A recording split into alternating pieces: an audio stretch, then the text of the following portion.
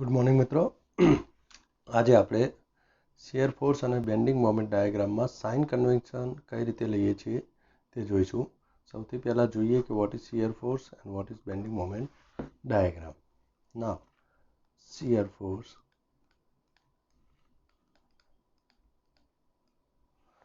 Force diagram એટલે શું મિત્રો?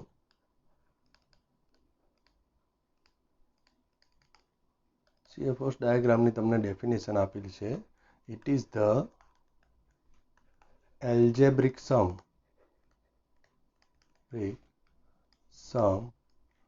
of forces in left side or right side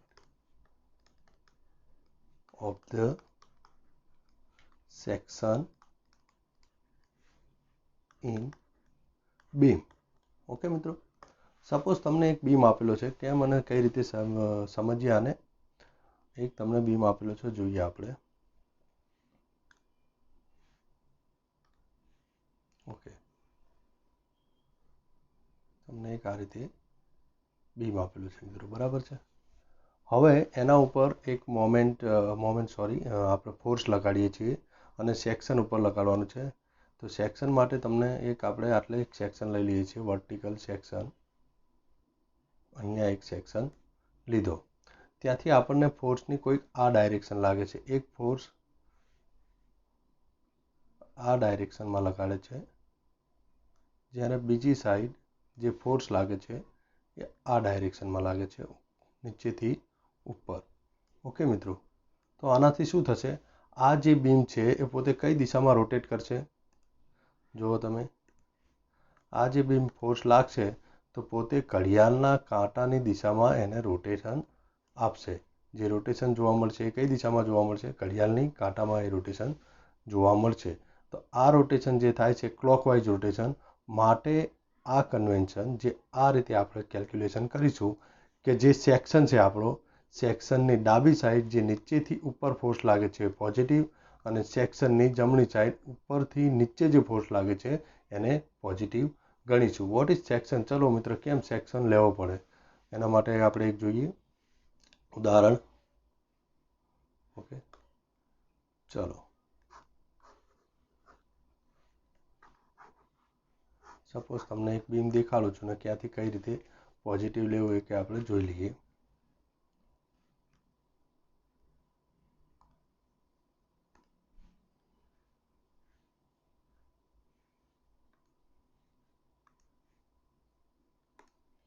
okay મિત્રો, એક સપોઝ તમને આવો બીમ આપે છે. ઓકે, સિમ્પલી સપોર્ટેડ છે બીમ. આ રીતે બીમ આપેલો છે. તમને આ એક ફોર્સ આપ્યો છે.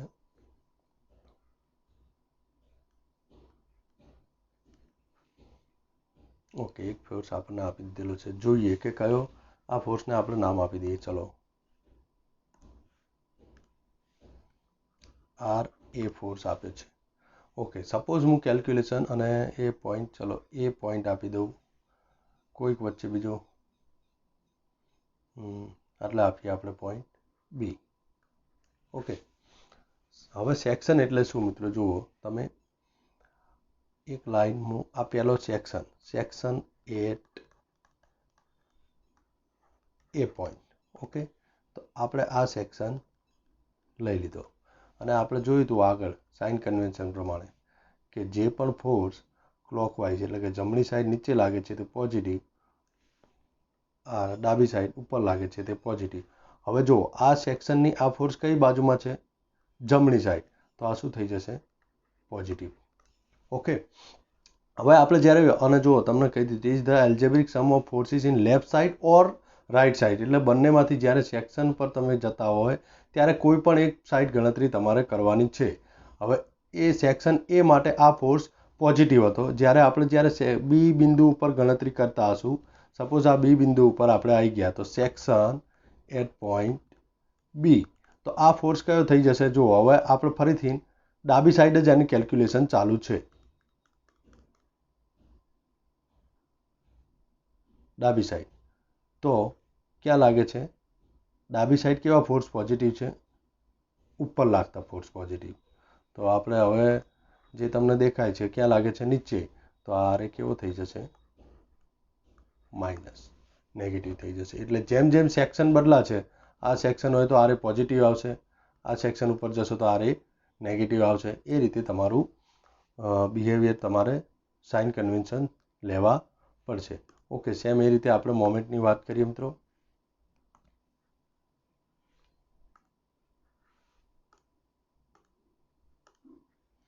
Vote is moment?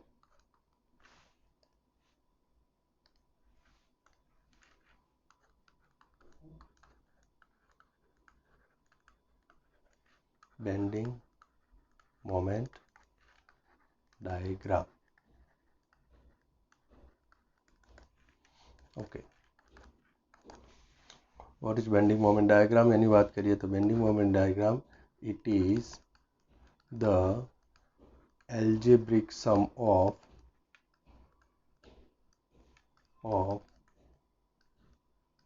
moments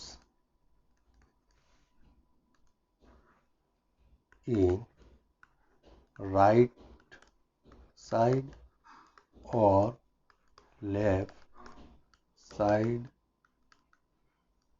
of section in beam. Okay મિત્રો, સપોઝ ફરીથી આની વાર્તા જોઈએ આપણે કે કઈ રીતે બેન્ડિંગ મોમેન્ટની આપણે પ્રતિક્રિયા થશે. એક બીમ તમને આપી દીધેલો છે, એટલે આ એક બીમ આપેલો છે. સેમ સપોઝ આપણે બીજો બીમ જોઈએ. ઓકે,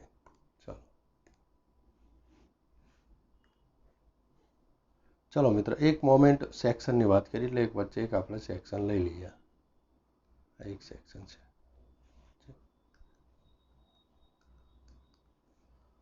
અને એક મોમેન્ટ તમને લાગે છે આ રીતે, આ મોમેન્ટ લાગે છે, અને બીજી સાઈડ મોમેન્ટ લાગે છે એક બીમ ઉપર આ રીતે મોમેન્ટ લાગે છે. What happen? શું થશે? જો આ રીતે તમે બેન્ડિંગ ઉપર મોમેન્ટ લગાવશો એટલે બીમ શું થઈ જશે? ડિફ્લેક્શન શેપ કેવો એનો થશે? નીચેની સાઈડ એ ડિફ્લેક્શન જોવા મળશે તમને.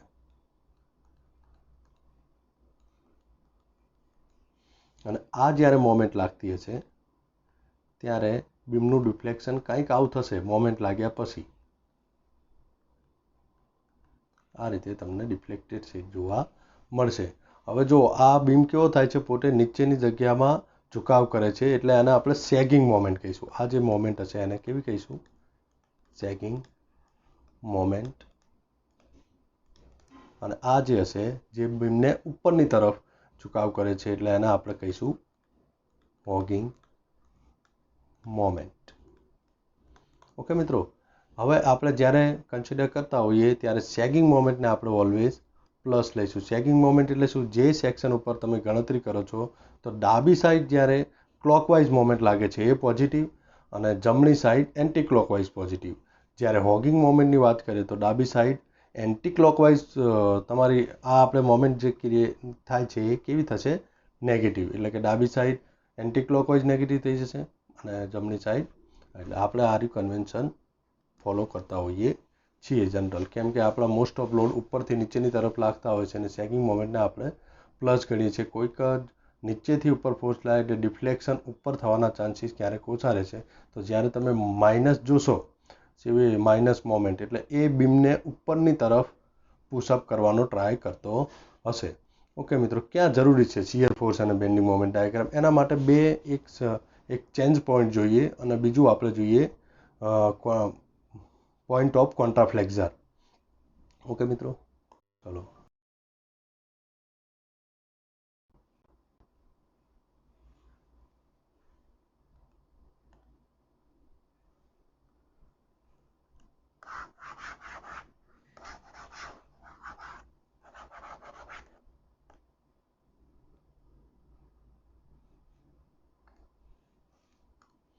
ઓકે મિત્રો, ચેન્જ પોઈન્ટ ફર્સ્ટ આપણે જોઈએ છીએ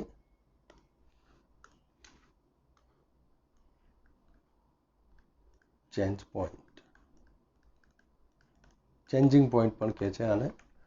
ચેન્જિંગ પોઈન્ટ કોને કહેવામાં આવે? તો જ્યારે તમને કોઈ એક બીમ આપેલો હોય, સપોઝ એક બીમ તમને આ રીતે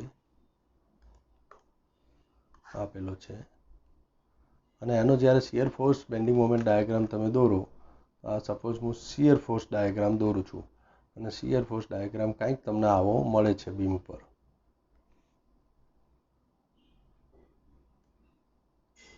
આવો કોઈક શિયર ફોર્સ, તો આ જે પોઈન્ટ કયો તમારો, જ્યાં શિયર ફોર્સ પોતાની સાઇન બદલે છે અને આપણે શું કહીશું? Changing point. એટલે કે શિયર ફોર્સ પ્લસમાંથી માઇનસ થાય છે અથવા તો માઇનસમાંથી પ્લસ થાય છે. SFDમાં આવશે શિયર ફોર્સ ડાયાગ્રામમાં. એટલે where the point changes the sign of shear force diagram, it's called changing point. Okay, હવે એક બીજું આપણે આવે છે point of કોન્ટ્રાફ્લેક્સર.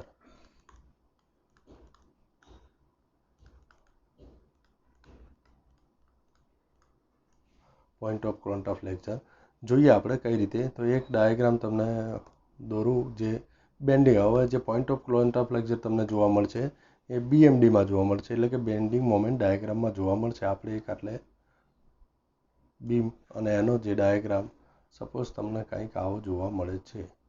Sorry, bending moment diagram ક્યારે વર્ટિકલ લાઈન આવો તમને કોઈક ડાયાગ્રામ જોવા મળે છે.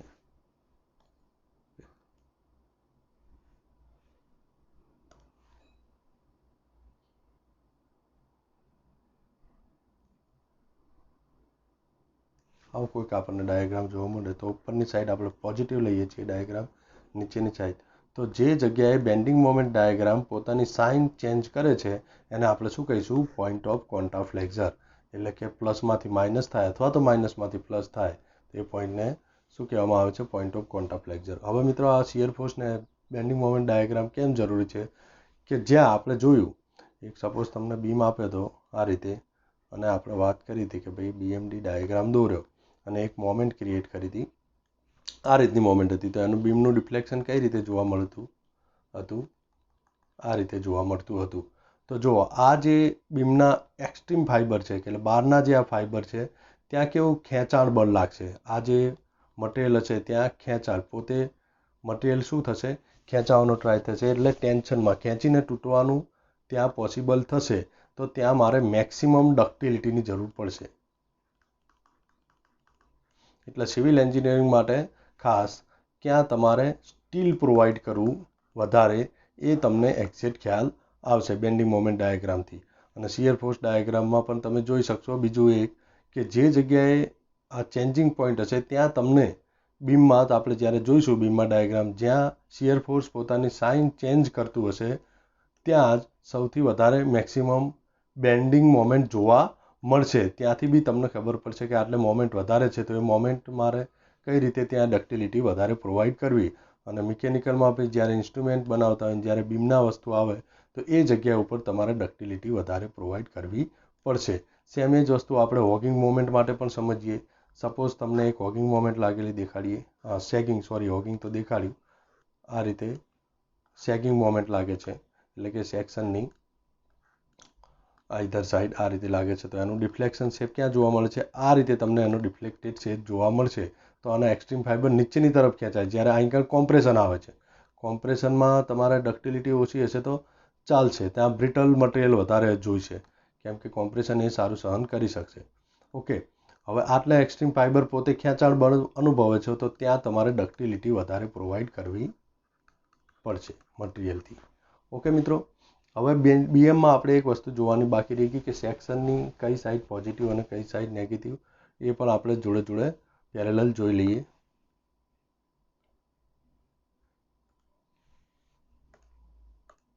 ઓકે, એક મોમેન્ટ મેં તમને કીધી, આ જે મોમેન્ટ હતી સેગિંગ